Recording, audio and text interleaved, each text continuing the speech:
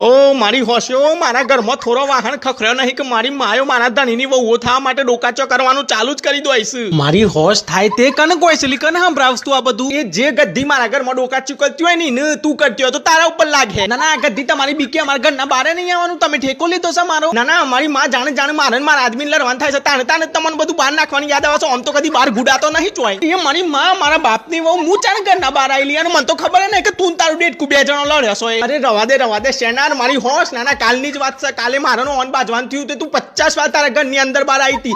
10 વાર તો તું એમની પાણીનો ગ્લાસ બહાર આવીને ઢોળ્યો છે. હું આ બધું ભાળતી નહીં. એ રખડતી ગદ્દી તારે હું પંચાયતમાં 50 ઓટા મારું 100 ઓટા મારું ઘર છે. હું ગમે તે કરું. તું કોણ કહેવા વારી મને? હું તારી નણંદ છું. તું મારા ભૈલાની નવી વહુ. નાના ઝઘડો જોવા નથી આવતી તો પેલા ચંદુના છોકરાને જોવા આવતી હતી. તારા ની પાછું લંગર્યું લટક્યું ખું. એ નાલાયક તું હું બોલસ? તારા મોઢામાં હરકાયો બાવરિયો ઉગર ગદ્દી મારો હાહરો તને રાખ. તું હું બોલસ? હું ભોડામાં રાખવાનો હતો તારો